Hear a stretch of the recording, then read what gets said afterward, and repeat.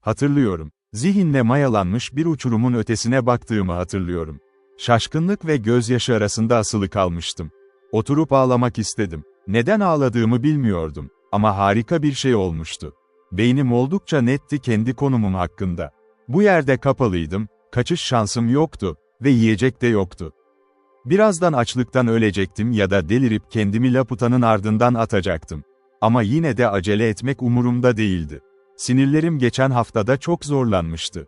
Şimdi ise bir tür komadaydım, umut etmenin ve korkmanın çok ötesinde. Uzun süre oturdum. Perdeli su tabakasında ışığın oynadığını izledim ve Laputa'nın cesedinin nereye gittiğini merak ettim. Titredim. Keşke beni yalnız bırakmasaydı, diye düşündüm. Çünkü karanlık zamanla gelecekti ve kibritlerim yoktu. Küçük bir şeyler yapmak istedim. Hazine sandıklarının arasında el yordamıyla gezinmeye başladım. Bir iki tanesi para doluydu, İngiliz Eggman'leri, Kuruga Eggman'leri, Napolyonlar. İspanyol ve Portekiz altın paraları. Orta Çağ'a ve hatta antik çağlara uzanan çeşitli eski paralar. Bir avuçta muhteşem altın stater vardı. Bir diğerinde Antoninus Pius'tan bir parça. Hazine yıllarca birçok yerden toplanmıştı, şeflerin katkıları, eski hazineler ve kaçak elmas ticaretinden ele geçirilen nakitler. Küçük taş torbalardan bir ikisini çözdüm ve içindekileri ellerime döktüm. Çoğu elmas küçüktü, tıpkı bir işçinin salgıladığı gibi. Daha büyükleri ise rengi söylenmiş, büyük Cairngorm taşları gibi görünüyordu. Ama bir ya da iki çantada öyle büyük taşlar vardı ki, deneyimsiz gözüm bile onların en saf sudan olduklarını söyledi. Yeni bir pipo olmalı, diye düşündüm. Çünkü bunlar bilinen herhangi bir madenden çalınmış olamazdı. Sonra tekrar yere oturdum ve suya baktım. Suyun üzerimde büyüleyici bir etkisi vardı. Tüm ilgiyi yatıştırıyordu. Ölümü beklemekten oldukça sakin hissediyordum. Nefret ve öfkem her ikisi de bir transa dönmüştü. Pasif bir yorgunluğun doruk noktasıydı bu. Dışarısı tam gün olmalıydı. Çünkü huni güneş ışığıyla parlıyordu ve loş mağara bile yansıyan bir parlaklık yakalamıştı. İzlerken bir kuşun aşağıya doğru hızla süzüldüğünü gördüm, suyun üzerinden geçip mağaraya daldı ve karanlık köşelerde uçuşmaya başladı. Kanatlarının tavana vurduğunu duydum. Çıkış yolu arıyor, deli gibi arıyordu. Kataraktın sıçrayışına doğru fırladı, geri kaçtı, tekrar denedi. Yaklaşık 20 dakika boyunca böyle titredi, ta ki en sonunda girdiği yolu bulana dek. Bir dart gibi huniden geçti, kayalıktan ışığa ve özgürlüğe. Kuşu önce boş bir halsizlikle izlemeye başlamıştım. Ama sonunda büyük bir heyecanla bitirdim. Sanki gözlerimden bir film kalkmıştı.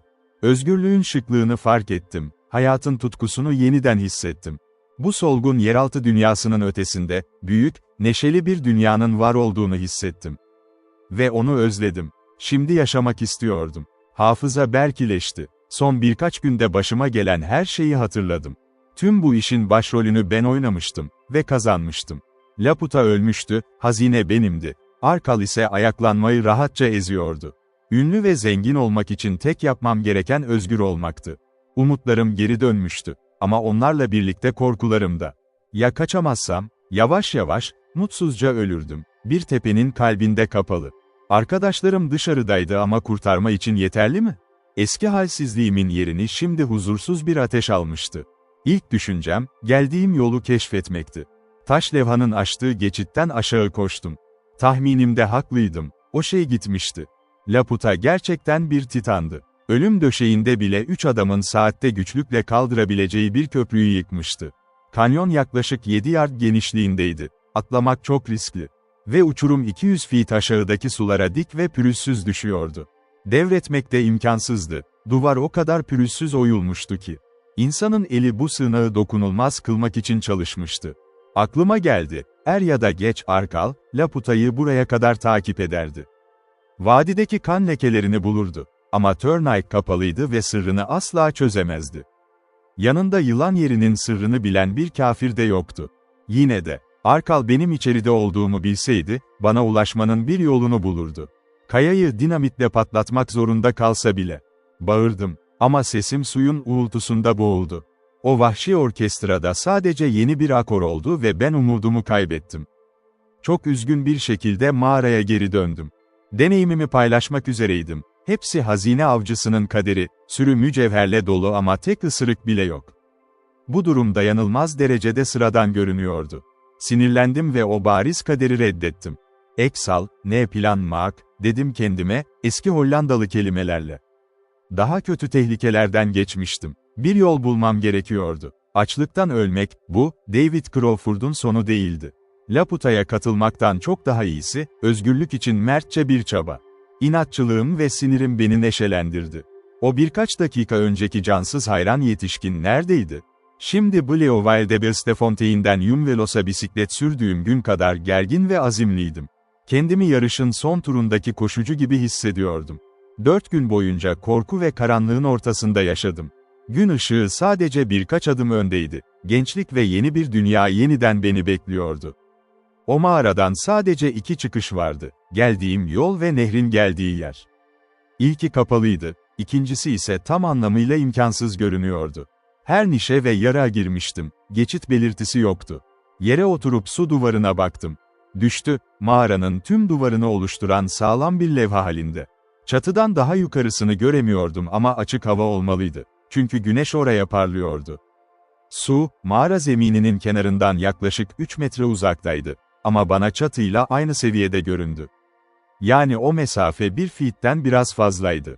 Bakarken, daha önce fark etmediğim bir şey gördüm. Şelalenin sol tarafında su, en uç noktaya kadar aşağı akıyor ve neredeyse yere serpiyordu. Ama sağ tarafta akım açıkça daha zayıftı ve su seviyesinin biraz altında, mağara çatısında bir kaya ucu vardı. Bu sivri uç düşüşü hafifçe kırıyordu. Örtü sığdı, çünkü akım oradan gül şeklinde sprey yapıyordu. Bir adam o sivri çiviye ulaşabilseydi, sürüklenmeden üzerine basabilseydi, belki mağaranın üzerindeki uçurum duvarına tırmanmak mümkün olabilirdi. Sadece mümkün. Tabii bu konuda hiçbir şey bilmiyordum. O duvar belki de cilalı bir sütun kadar pürüzsüzdü. Karar verdim, şelaleye yakın mağara duvarını araştıracaktım. Ama önce arka kısmı karıştırdım, bana yardımcı olabilecek bir şey olup olmadığını görmek için. Bir köşede kaba bir taş ve metal kapların olduğu dolap vardı. Burada da ölen bekçinin çatal bıçakları. Bir diğerinde birkaç kilitli sandık, üzerlerine hiçbir iz bırakamıyordum. Hazine sandıkları da vardı ama yanlarında hazineden başka bir şey yoktu. Altın ve elmaslar bana hiç işe yaramıyordu. Bulduğum küçük şeyler arasında mızraklar, birkaç deri ve kırık, çentikli bir balta vardı. Baltayı aldım, kesim yapılması gerekebilirdi. Sonra bir çöp kutusunun arkasında elim bir şeye çarptı ve yüzüm kıpkırmızı oldu. Eski bir ipti ama hala iyi durumdaydı. 40 ya da 50 feet uzunluğunda. Onu ışığa sürükledim ve kıvrımlarını düzelttim. Bununla bir şeyler yapılabilirdi. Tabii kendi yolumu çatıya kadar kesebilmek için. Tırmanışa çıplak ayakla başladım ve başlangıçta çok kötüydü. Uçurumun tam kenarında neredeyse hiç tutuş yoktu. Muhtemelen sellerde sular duvarı bir kıvrımla süpürmüştü, iç kısımları yumuşatmış, dış kısmı ise doğal pürüzlülüğüne bırakmıştı. Baltayla bir çukur açtım, kayarken çok dar bir çatlakla sağ ayağımı tutuyordum. Ve sonra, yerden yaklaşık 12 feet yükseklikte ilk kez demir çivileri gördüm. Bu çivilerin ne için olduğunu bugün bile düşünemiyorum. Yüzyılların yıpranmasını görmüş, kare başlı eski şeylerdi. Bir tırmanıcıya yardım etmek için tasarlanmış olamazlardı. Çünkü mağaranın sakinleri bu çıkış yolunu hiç düşünmemişti. Belki karanlık bir geçmişten kalma törensel bir perdeydi. Paslıydılar ve kırılgandılar, biri elimde koptu. Ama tüm bunlara rağmen tırmanmamda harika bir şekilde yardımcı oldular. Yavaşça, inatçı ve dikkatli bir şekilde tırmanıyordum. Aklım tamamen göreve kilitliydi. Ve neredeyse farkına varmadan, başımı mağaranın çatısının altında buldum. Şimdi nehre doğru hareket etmem gerekiyordu. Görev imkansız görünüyordu. Köşede yalnızca 2 zayıf direk dışında ayak yeri yoktu. Ama duvar ile çatı arasında, vücudumun sığabileceği kadar geniş kaba bir kemer vardı. Çatı seviyesinin hemen altında, diyelim ki 2 feet, kaya sivrini gördüm. Etrafında sular şiddetle dolaşıyordu ve yalnızca 1 inç derinliği vardı üstte. Eğer ayağımı buna basabilseydim, aşağı sürüklenmekten kaçınıp ayağa kalkabilir ve mağaranın üzerindeki duvara uzanabilirdim. Peki buna nasıl ulaşılır? Geciktirmek işe yaramazdı, zayıf tutuşlarım her an pes edebilirdi. Her halükarda, ipin manevi güvencesi yanımda olacaktı. Çatıya yakın, neredeyse halka oluşturan bir eğimden geçirip sağlamca bağladım. İpin bir ucu vücudumun etrafındaydı, diğeri elimde gevşekti ve hareket ederken ödeyecektim. Manevi destek, ama bir şeydi. Çok nazikçe duvarda bir sinek gibi süründüm. Parmaklarım kimi zaman küçük bir düğmeye tutunuyordu, kimi zaman yalnızca tırnaklarımı bir çatlağa kıstırıyordu. Hepsi umutsuz bir delilikti, ama bir şekilde başardım. İp ve çatı yakınlığı bana güven ve denge verdi. Sonra suya birkaç metre mesafede tamamen durdum. Kaya sivrini biraz altımda gördüm. Başka çaresi yoktu, her şeyi tek bir atlamaya bağlamam gerekiyordu. İpi bağlantıdan çıkardım, gevşekliği belime doladım ve sivri uca doğru kendimi attım. Sanki mızrak hattına atlar gibi bir şeydi. Su duvarı beni geri ve aşağı fırlattı, ama düştüğümde kollarım sivri uca kapıldı. Ayaklarım derenin gücüyle dışarı çekilirken asılı kaldım, sanki ölü yapraklar gibiydi. Kafama damlayan damlanın şokundan yarı şaşkındım, ama aklımı korudum. Hemen yüzümü düşen çarşafın dışına çıkardım ve nefes aldım. Ayağa kalkmak, sivri ucun üzerinde durmak, suyun tüm öfkesiyle bana karşı savaşırken, şimdiye kadar yaptığım en zor fiziksel çabaydı. Çok dikkatli olmam gerekiyordu. Bir kayma beni uçuruma gönderirdi. Bir kol ya da bacak o korkunç düşen duvara 1 santim fazla yaklaşsaydı, tutuşumdan koparılırdım. Dizlerimi sivri ucun dış yüzüne koydum, tüm vücudum suyun etkisinden olabildiğince uzaklaştı. Sonra kendimi yavaşça yukarı çekmeye başladım. Yapamıyordum. Ayaklarımı kayaya koyarsam çaba beni suyun derinliklerine çekerdi ve bu yıkım demekti. Bunu bir saniyede net gördüm. Bileklerim zorlanmadan çatlıyordu. Ama arkamda bir duvar olsaydı, bir eliyle geri uzanıp İskoçya'da, stealth dediğimiz şeyi elde edebilirdim. Bir duvar olduğunu biliyordum, ama ne kadar uzakta olduğunu değerlendiremiyordum. Akıntının sürekli çarptığı sesler aklımı karıştırmıştı. Korkunç bir andı, ama risk almak zorundaydım. Duvarın geri düşmeme yetecek kadar yakın olduğunu umarak, ağırlığımı bıraktım. Sol elimle sivri ucu tutarken, sağ elimi geriye fırlattım. Duvarı buldum. Yalnızca 1-2 ayak ötedeydi. Bir şekilde kasıldım, ayağımı sivri uca koyarken döndüm ve 2 elimi karşı duvara dayadım. Ve işte orada duruyordum. Mağaranın yanında, beyaz suların üzerinde bir kolos gibi. Laputa'nın kanından attığım baltanın neredeyse bir sıçrama noktasında duruyordu. Bu manzara beni son derece heyecanlandırdı. İlerlemek ya da düşmek zorundaydım. Duvar oldukça dikti, ama görebildiğim kadarıyla yaklaşık 60 derece eğimliydi. Kaburgalı ve teraslıydı, ama ayakta durma alanı sunan bir çıkıntı göremiyordum. Yine de ipin manevi desteğine başvurdum. Sivri ucun üzerine bir ilmek bıraktım, düşersem tutunmak için. Sonra cesurca el hareketine başladım. Kendimi biraz sürükledim, düşüşün tam açısına kadar çıkıntıya tırmandım. Burada, neyse ki, su daha sığdı ve daha az şiddetliydi. Bacaklarım dizlerime kadar köpükle dolarken, bir tür köşeye sığınmayı başardım. Artık vadi duvarındaydım. Mağaranın üstündeydim. Şaşırtıcı bir şansla, dağcılık tarihimin en zor başarılarından birini gerçekleştirmiştim. Bir mağaradan çıkıp yukarıdaki duvara tırmanmıştım. Ama sorunlarım henüz bitmemişti. Uçurum tırmanmak için en zorlu şekilde duruyordu önümde. Derenin büyük akıntısı başımı döndürüyordu, sprey kayayı ıslak yapıyordu ve ilerledikçe eğim dikleşiyordu. Bir çıkıntıda omzum neredeyse tekrar suya girmişti. Tüm bu süre boyunca korkuyla ve inatla tırmanıyordum, ruhumun bir yerinde umut, zayıf bir lamba gibi yanıyordu. Bedenime güvenemiyordum, çünkü her an zayıflığımın geri gelebileceğini biliyordum. 3 günlük tehlike ve stresin ateşi, bir gecelik dinlenmeyle hafiflenemezdi. Bu sırada vadinin kenarına yaklaşık 50 feet kısa, ayağıma yaklaşık 10 feet ötede bir noktaya yükseldim. Suların yerden çıktığı deliğin üstünde gevşek bir eğim ve çay damıtıcıları vardı. Kötü bir yer gibiydi, ama oraya gitmek zorundaydım. Çünkü taş duvar ilerleyen her adımda daha tırmanılmaz hale geliyordu. Suyun üzerinden 1-2 ayak yukarıda köşeyi döndüm ve bir yamaca çıktım. Yaklaşık 50 derece eğimli, taş parapetten sonrasında mavi gökyüzüne uzanan bir çizgiye kadar. İlk adımı attığım yer hareket etmeye başladı. Bir kaya düşüşe çarptı ve yıkıcı bir gök gürültüsüyle uçuruma doğru yuvarlandı. Çaresizce her tutuşa yapışırken yer üstüne yattım, ama toprak çığını gevşetmiştim. Ayaklarım su tarafından püskürtüldükten sonra sert kayaya tutunup inişimi kontrol ettim.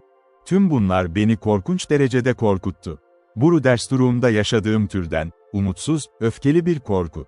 Ölüm fikrine artık dayanamazdım. Çünkü artık kazanmıştım. Sonrasında adım değil, santimlerle ilerliyordum. Kendimi daha dengeli hissettim. O kaya dikeninin üzerinde durmak, boşlukta bir çıkıntının zirvesinde durmaktan daha önemliydi. Çünkü ne ayak ne de el için sağlam bir tutuş yoktu.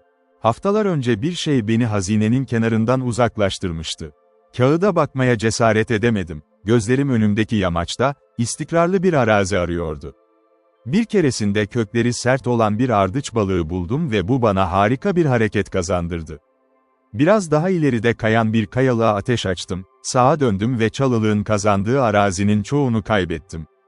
Hatırlıyorum, tüm varlığım bu vadiden ve içindeki her şeyden vazgeçmek isteyen bir tutkuyla yanıyordu.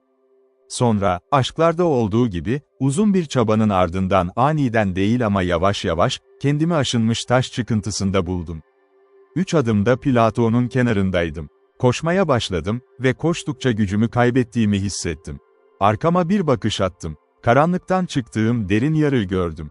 Mağarada hafif görünüyordu. Ama tepenin berrak güneş ışığında kanyon tam bir gölge çukuruydu. Hayatımda ilk ve son kez baş dönmesi yaşadım. Geri dönme korkusu ve bunu yapmaya yönelik çılgınca bir dürtü, beni çok hasta etti. Bir kez tökezledim, dağ çimeninde birkaç adım ileri atıldım ve sonra yüzümün üstüne düştüm. Başımı kaldırdığımda sabahın hala erken saatleri olduğunu görünce şaşırdım. Çiğ hala çimenlerin üzerindeydi, güneş gökyüzünde çok uzak değildi. Mağaraya girişim, içeride geçirdiğim zaman ve kaçışım saatlerce sürmüş gibiydi, oysa en fazla 2 saat geçmişti. Sanki bir dağ şafağı gibiydi. Önümde sığ vadi vardı, brekenleri ve tatlı çimenleri, parlayan derenin halkaları ve göl hala kuşatma tepelerinin gölgesinde griydi. Taze, temiz bir araziyi. Çiftlikler, meyve bahçeleri ve çocuklar için bir arazi. Birdenbire fark ettim. Sonunda vahşetten çıkmıştım. Geçen günlerin yükü omuzlarımdan kayıp gitti. Yeniden genç, neşeli ve cesur hissettim. Arkamda siyah gece vardı ve karanlığın korkunç sırları. Önümde ise kendi ülkem. O göl ve o Brecon, bir İskoç bataklığında olabilirdi. Taze havanın kokusu ve tüm sabah gizemi kanıma şarkı kattı. Henüz 20 yaşına girmemiştim. İlk ilgim orada, brekenlerin arasında diz çökmek ve yaratıcıma şükretmekti. O bana gerçekten, iyiliğini göstermişti. Yaşayanların diyarı. Bir süre sonra tekrar uçurumun kenarına döndüm. Yolum geldiği çalılıktan dışarıda, kumda yayılmış Henriquez'in cesedi vardı. 2 kişi attan inmiş, ona dikkatle bakıyordu. Büyük bir sevinçle tanıdım onları. Aitken ve okul müdürü Wardlow. Şimdi geride bıraktığım bazı yırtık uçları almaya başlamalıyım. Evet, daha önce de söylediğim gibi, büyük ayaklanmanın tarihini yazmak benim görevim değil. Bu, işin merkezinde yer alan daha yetenekli kişiler tarafından yapıldı, strateji ve taktik bilgisi olanlar tarafından. Ben ise yalnızca ham bir şekilde, kaderin ilk başını görme ayrıcalığına sahip oldum. Yapabilseydim, bir destan yazmak isterdim. Platon'un her noktasında nasıl korunduğunu, zekanın sayıyı nasıl aştığını, yerlilerin her geçişte büyük topları nasıl denediğini ve gelgitini nasıl geri çekildiğini göstermek isterdim. Ama kahramansız bir destan olur diye korkuyorum. Laput'a gittiğinde lider kalmamıştı. Aylarca süren gerilla savaşları oldu. Ardından aylarca süren misillemeler. Şefler ardı ardına avlandı ve yargılandı. Sonra af geldi, temiz bir sayfa ve Beyaz Afrika yeniden nefes aldı, kafasında bazı ciddi düşüncelerle. Bu tarihin bana ait olmadığı için üzgün değilim. Romantizm, John'un varisi, diye düşünmek, acınacak bir isyana dönüştü. Laput'a yaşasaydı her şeyi nasıl farklı yönetirdi, hayal edebiliyorum. Planları ne kadar hızlı ve anlıktı. Savaş onun altında nasıl dağ vadilerinde değil, ama dorplar ve kasabalar arasında çok uzak bir sığınaklıkta olurdu. Inkulu hayattayken zorluklara karşı savaştık. Inkulu öldü ve denge büyük ölçüde bizim lehimize döndü. Yürüyüşleri ve stratejiyi başkalarına bırakıyorum. Kendi hikayemin belirsiz kalan kısımlarını temizlemeye acele ediyorum. Arkal, Yumvelos'tan mesajımı aldı. Colin'den, daha doğrusu Wardlow'dan. Liderin gittiği Berg'deki karakola gönderdi. Hemen peşinden Henriquez'ten gelen bir şangağın habercisi geldi. Portekizliler Ruiran'da ulaşmadan önce sahaya gönderilmiş olmalıydı. Çünkü oradan dükkanın yakınındaki ormanda kendi adamları olduğunu ve benim şanslı bir şekilde kurtulduğumu bildirdi. Arkal, Henriquez'in haberini, tek başına gelmiş olsaydı tuzak yapardı. Ama benim teyidimim onu etkiledi ve şaşırttı. Portekizlilere ihanet göstermeye başladı. Ancak mesajında harekete geçme niyeti yoktu. Çünkü planlarıyla çelişiyordu. Laputa'nın er ya da geç Berg'e ulaşacağını biliyordu. Stratejisi onu orada beklemekti. Ama hayatımın sorusu vardı ortada. Her şeyi var olduğuma inanmak için bir sebep vardı ve o belirli bir şekilde kaderimden sorumlu hissediyordu kendini. Sahip olduğu birkaç adamla büyük Kaffir ordusunu durdurmak için hiçbir ümidi yoktu. Ama cesur bir duruş, belki kurtarılmamı sağlayabilirdi. Henrik ona yemini anlatmıştı. Laputa'nın güç merkezinin ortasında yürüyeceğini söylemişti. Dupris Drift'te iyi konuşlandırılmış bir insan topluluğu, geçişte orduyu bölebilirdi ve korunaklı ateşin altında nehirde yüzüp arkadaşlarıma katılabilirdim. Yine de yemin, iyi atlı askerlerin yakalanmaktan kaçması mümkündü. Buna göre gönüllüleri çağırdı. Beni uyarması için bir kafirini gönderdi. Adamlarını bizzat yönetti ve okuyucu zaten ne yaptıklarını biliyor. Ancak geçiş karışıklığa karışsa da, ordu Letaba'nın kuzey kıyısını takip etmek zorunda kaldı. Ama ben hiçbir yerde görülemedim. Arkal nehir kıyılarını aradı, sürüklenen suda yaşlı bekçinin cesedini gördü. Sonra öldürüldüğüme karar verdi. Belki de yürüyüşün başında, düzensiz ordunun akıntısında yukarıya taşınmıştım. Bu nedenle o ve adamları, Main Drift üzerinden Berg'e aceleyle geri döndüler. Brudersturum'a, Laputa o yolu geçmeden önce. Inaanda'nın kralı hakkındaki bilgilerim Arkal'ın sonraki hamlesini belirledi. Tıpkı benim gibi o da Beyers'in performansını hatırladı ve tekrar etmeye karar verdi. Laputa'yı yakalamak için ümidi yoktu. Ama güçlerinin büyük kısmını kralın üstündeki sırtta silahlarla durdurabilir miydi? Zaten bir mesaj gönderilmişti, silahlar ve ilk gelenler Brudersturum'a, benim Mahudi'nin adamları tarafından Kuluf'ta esir alınıyordu. Arınma töreni Laputa'nın iyi gözetlemesini engelledi ve sonuç, Raksuru'nun kuzeybatı köşesindeki toplar için yapıldı. O Beyers'in izlediği yoldu. Girişim de Beyers'in eski komutanlarından biri tarafından yönetildi. Tüm o gün iş devam etti. Laputa ve ben ise Mahudi'ye doğru ilerliyorduk. Sonra akşam geldi, sendelediğim, kamp yaptığım ve haberlerimi anlattığım o akşam. Arkal, Laputa'nın isyan başarısı için ne kadar hayati olduğunu tek başına biliyordu.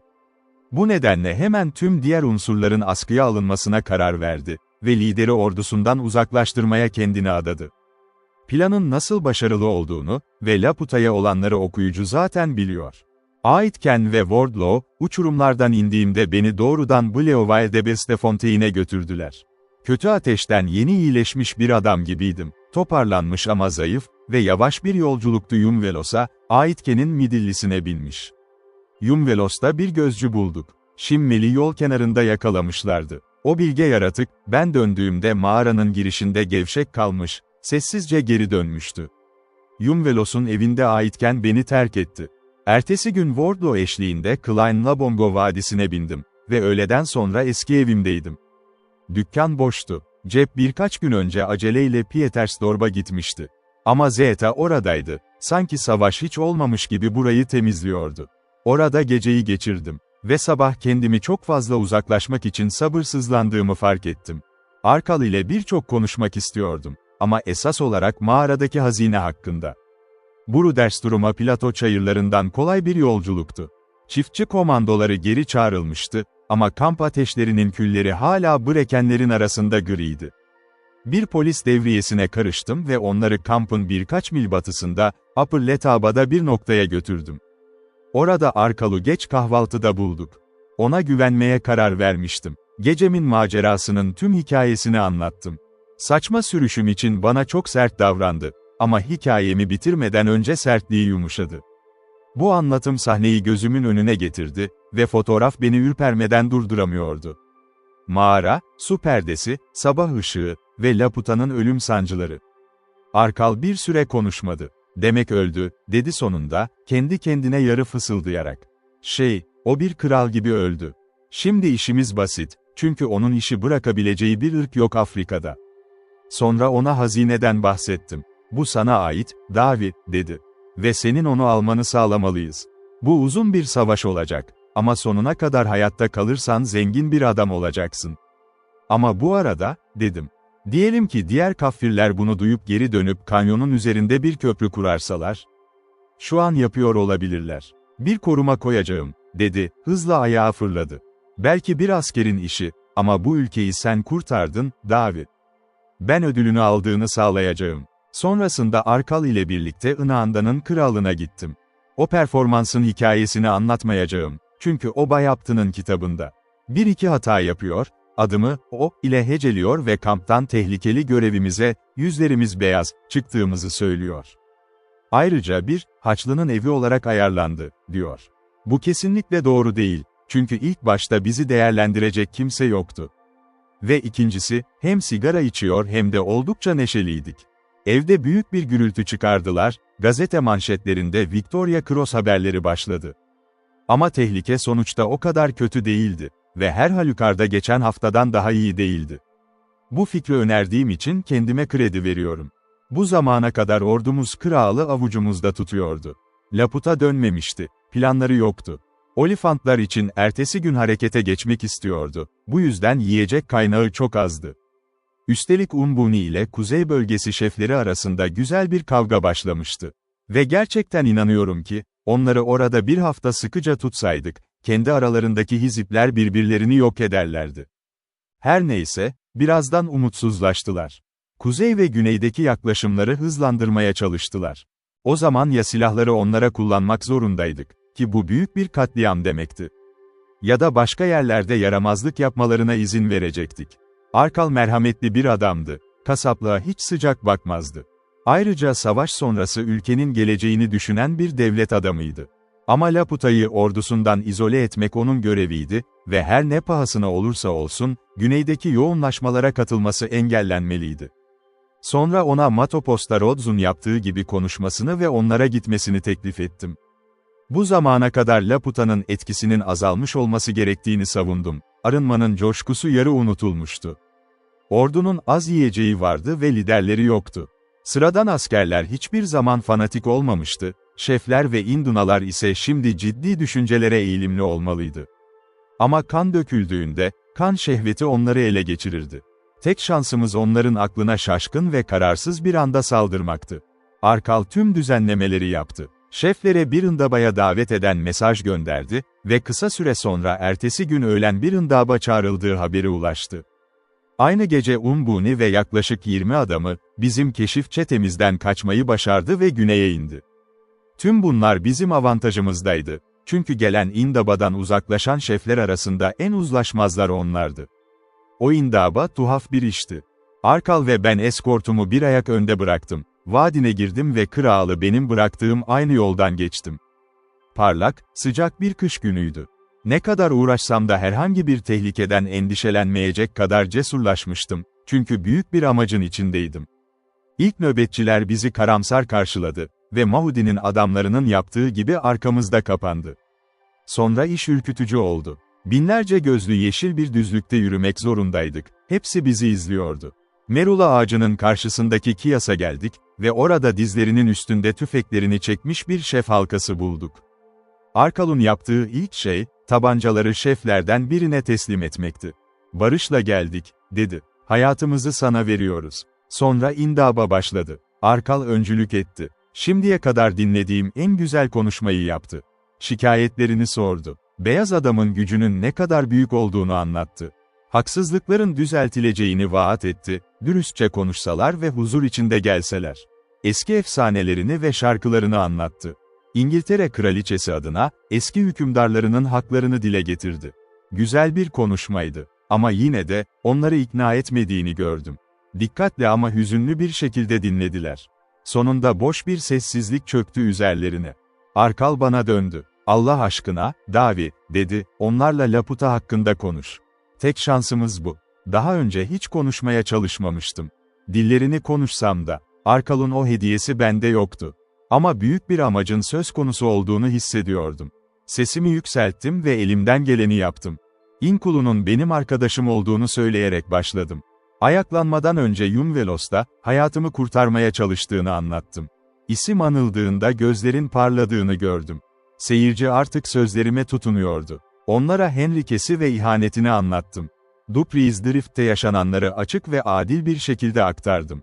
Oynadığım rolü hiç gizlemedim. Ben kendi hayatım için savaşıyordum, dedim.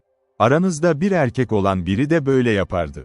Sonra onlara son yolculuğumu anlattım. Ruyrand'ın eteğinde gördüğüm manzarayı, Henriquez'in kırık boynu ile ölü yattığı resmi çizdim. Inkulu'nun yaralanarak mağaraya sürünerek girişini. Aşırı anlarda, sanırım her adam bir hatip olur. O saatte, hiç hayal etmediğim hediyeler keşfettim kendimde. Arkal sonradan bana şunu söyledi, ilham almış bir adam gibi konuşmuştum ve şanslı bir şekilde dinleyicilerimi harekete geçirmenin tek yolunu bulmuştum. Mağaradaki son sahneyi anlattım. Laputa köprüyü yıkmış, son sözlerini söylemişti. Afrika'da son kral olduğunu söylemişti ve onsuz ayaklanmanın sona ereceğini. Sonra nehre atlamasını anlattım ve sıralardan derin bir iç çekiş yükseldi. Beni burada görüyorsunuz, dedim, Tanrı'nın lütfuyla. Şelaleden yukarı çıkmanın bir yolunu buldum. Daha önce hiç kimsenin gitmediği ya da bir daha gitmeyeceği kayalıklar boyunca. Sizin kral öldü. Durdum. O büyük bir kraldı. Burada duranların hepsi tanıklık ediyor. Onun gibi birini bir daha göremeyeceğime. Son sözleri, ayaklanmanın bittiğiydi. O kelimeye saygı gösterin, kardeşlerim. Size savaşta değil, barışta geliyoruz. Ücretsiz af ve hatalarınızın telafisini teklif ediyoruz. Kavga ederseniz, başarısızlığın kesinliğiyle savaşırsınız. Jon'un varisinin isteğine karşı, ben hayatımı riske atarak buraya geldim. Onun emirlerini size söylemek için. Ruhu görevimi onaylıyor. Yılanın emrini bozmadan önce iyi düşünün ve korkunç olanların intikamını riske atmayın. Sonrasında kazandığımızı anladım. Şefler kendi aralarında alçak sesle fısıldaştı, bana garip bakışlar attı. Sonra en büyükleri ilerledi ve tüfeğini ayaklarımın dibine koydu.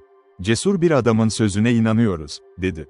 Yılanın yetkisini kabul ediyoruz. Arkal artık komutayı devraldı. Silahsızlanma için şirketleri yavaş yavaş ayarladı. Inaanda'nın kralından Plato'daki istasyonlara götürülen erkeklerin silahları askerlerimiz tarafından toplandı ve yiyecek sağlandı. Tam tarihi için okuyucuyu Bay Upton'ın çalışmalarına yönlendiriyorum. Birçok gün sürdü, tüm kaynaklarımızı zorladı. Ama bir hafta sonunda Laputa'nın tüm ordusunu elimizde tutuyorduk, ayrı istasyonlarda, koruma altında, silahsızlandırılmış ve evlerine dönmeyi bekliyordu. Sonra Arkal, hala şiddetle devam eden savaş için güneye gitti.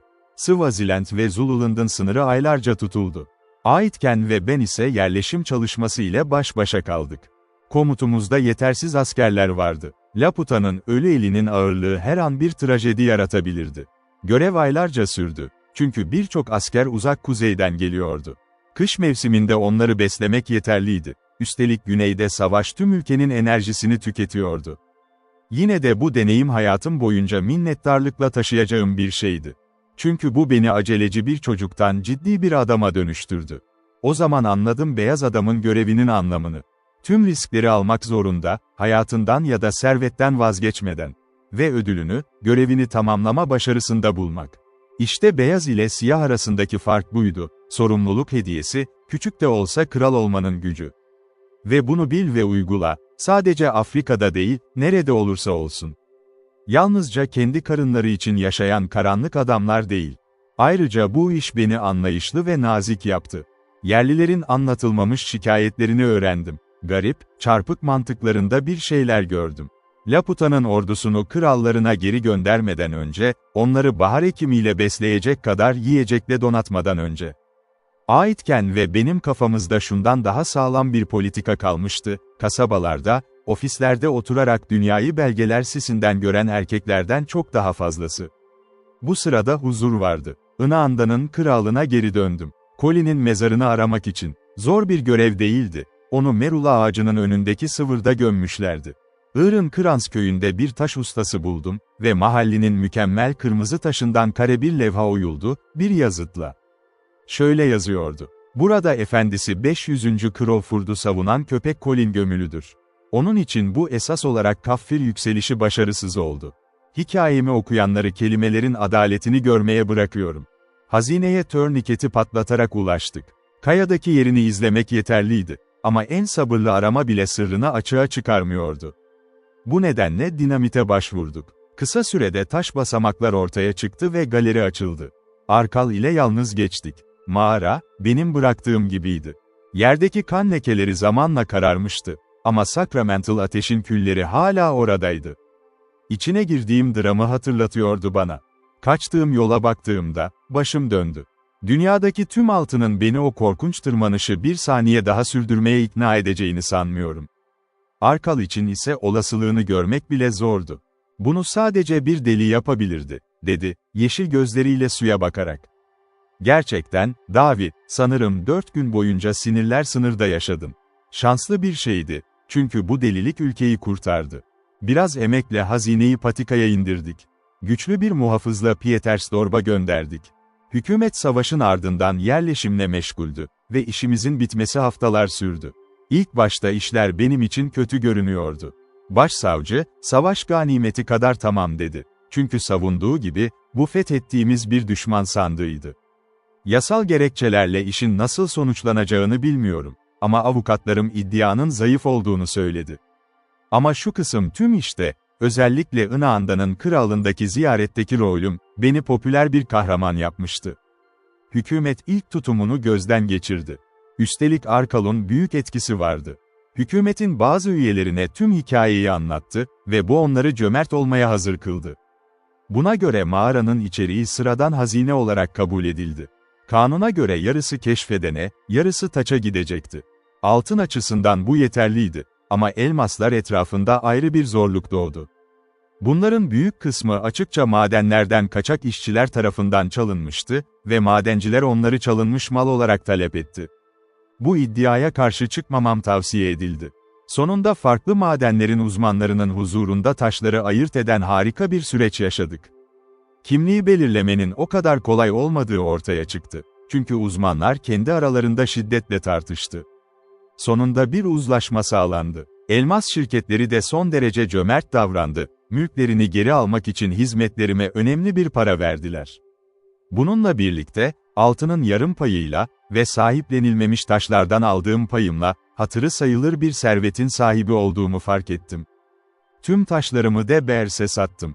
Açık piyasaya koysaydım elmas değerlerinin hassas dengesini bozardım.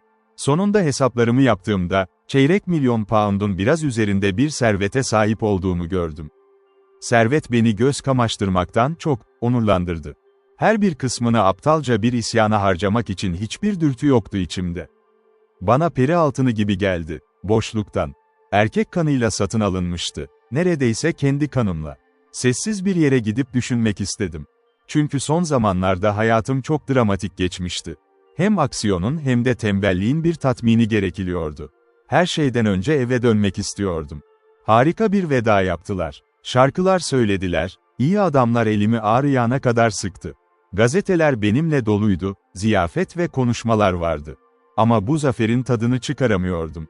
Şiddetle yerinden edilmiş bir çocuk gibiydim. Cape Town'a yaklaşırken trende sakinliğimi geri kazandım. Yük geçmişti, tıpkı Lynn'den tırmandığım sabah gibi aniden elimden kayıp gitti.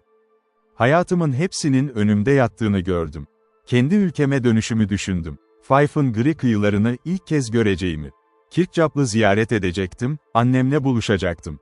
Artık zengin bir adamdım. Kariyerimi seçebilirdim ve annem bir daha asla teselli aramak zorunda kalmayacaktı. Para bana hoş geldi. Çünkü insanlar beyinle ya da çalışkanlıkla kazanıyorsa, ben benimkini çok daha sert yöntemlerle kazanmıştım. Hayatımı buna karşı koymuştum. Tren vagonunda yalnız oturdum ve saf bir minnettarlıkla ağladım. Bunlar teselli eden gözyaşlarıydı. Çünkü beni yeniden eski sıradan halime geri getirdi. Afrika'ya dair son anım. Tam DYKE ile buluşmam. Onu Cape Town sokaklarında gördüm ve peşinden koşup omzuna vurdum. Bana hayalet görmüş gibi baktı. "Senin misin, Davi?" diye bağırdı. "Seni bir daha bu dünyada göremeyeceğimi düşünmüştüm.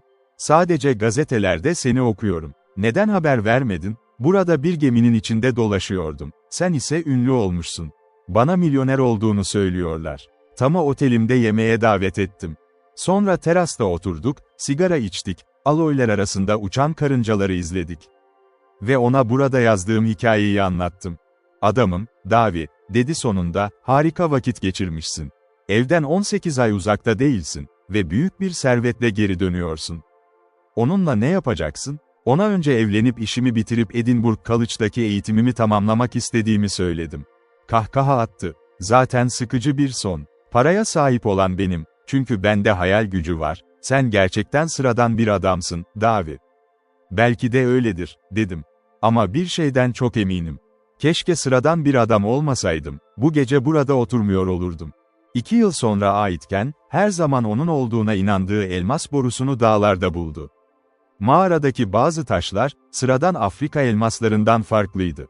Bu şüphelerini doğruladı ve onu doğru izde bıraktı. Ruirand'ın kuzeydoğusundaki bir Kaffir kabilesi bunu biliyordu. Ama hiçbir zaman işlememişlerdi. Sadece taşıntıyı toplamışlardı. Mevcut başlıca madenler, dünya pazarlarında elmas kıtlığına yol açmıştı. Durum, Kimberley'nin başladığı zamanki ile aynıydı. Buna göre büyük bir servet kazandı ve bugün Aitken mülkiyet madeni, ülkenin en ünlüsüdür. Ama Aitken elmas çıkarmaktan fazlasını yaptı. Yeniden yerleşim çalışmalarında birlikte öğrendiğimiz dersleri unutmadı. Yerli ırkların eğitimi ve iyileştirilmesi için büyük bir fon kurdu ve bunun ilk meyvesi Bleauwil de Bestefontaine'deki kuruluş oldu. Harika bir yerli eğitim kolejiydi. Misyoner ya da siyahi öğretmen fabrikası değildi. Kaffirlere devletin iyi vatandaşları olmalarına uygun bir eğitim türü sunuyordu. Her türlü teknik atölye ve en iyi deneysel çiftlikler bulunuyordu. Siyahlara modern tarımı öğretiliyordu. Kendilerini uygun öğrenciler olarak gösterdiler. Bugün Bergin vadilerinde ve ovalarında, Afrika'daki herhangi bir bilimsel kaffir toprak işleme yöntemi görebilirsiniz. Tütün ve meyve ihracat ticareti, pamuk iyi vaat ediyor ve yeni bir lif harikalar yaratmak üzere. Ayrıca nehir tabanları boyunca Hindistan kauçuk işi gelişiyor. Oyun alanları, banyolar, okuma odaları ve kütüphaneler var. Tıpkı bir yatılı okul gibi. Kolejin büyük salonunun önünde bir heykel duruyor, elleriyle gözlerini gölgeleyen, ovalara ve Ruirand'a doğru uzağa bakan siyah bir adamın figürü. Kaidede, Prester John, yazıyor. Ama Laputa'nın yüzü. Böylece Afrika'nın son kralı, anıtsız kalmadı. Bu kurumun başında Bay Wardlow bulunuyor.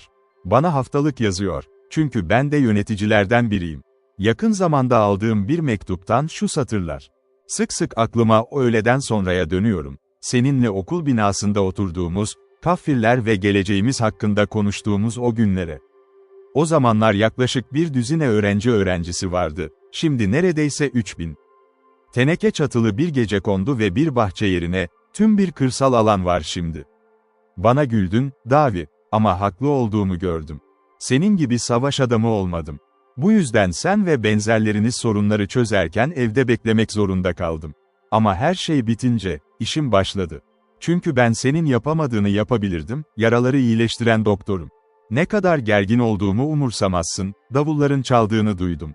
Artık her akşam duyuyorum. Çünkü Berg'deki tüm kaffir çiftliklerinde bir kural koyduk, bir tür sokağa çıkma yasağı gibi görünüyor.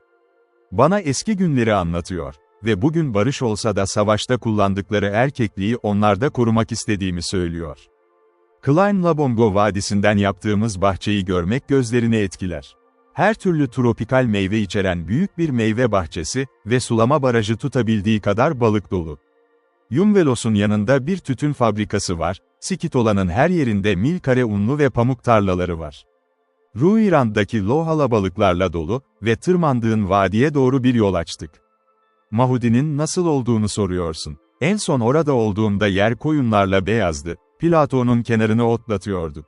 Tüm kralları temizledik ve şefler bizim ilçe meclisi üyesi gibi. Kendi seslerini duymayı Aberdeen'deki bir beyli kadar seviyorlar. Bu, yaptığımız tuhaf bir dönüşüm. Ve akşam Pipom'la otururken, ovalara ve Aitken'in kurduğu büyük siyah heykele bakarak, şimdiye kadar bana rehberlik eden takdir tanrısına şükrediyorum. Kutsal kitaptaki sözlerle, çöl ve yalnız yer bizim için mutlu oldu. Her neyse, eğer yapmazlarsa bu benim suçum olmaz, gül gibi çiçek açmak. Yakında bizi ziyaret et ve başlatmada rol oynadığın işi gör.